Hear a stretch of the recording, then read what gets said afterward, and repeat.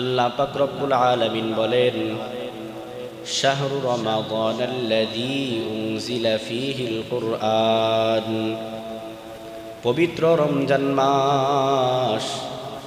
এই পবিত্র রমজান মাসে আমি আল্লাহ কুরআন নাজিল করেছি। আমি আল্লাহ পাক রব্বুল আলামিন এই পবিত্র রমজান মাসে কুরআনকে অবতীর্ণ করিয়েছি দুনিয়াতে।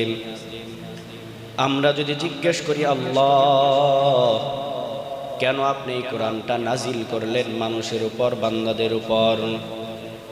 আল্লাহ পাক রব্বুল আলামিন জানায়া দেন, হুদাল লিন্নাস,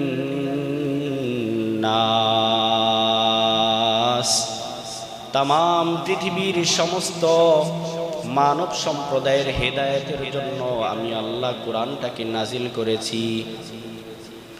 ওয়াবাইয়িনাতিম মিনাল হুদা ওয়াল ফুরকান, সুস্পষ্ট নিদর্শনাবলী এই কোরআনের মধ্যে আছে। এই কোরআনের মধ্যে হক বাতিল পার্থক্য করার মাধ্যম আছে।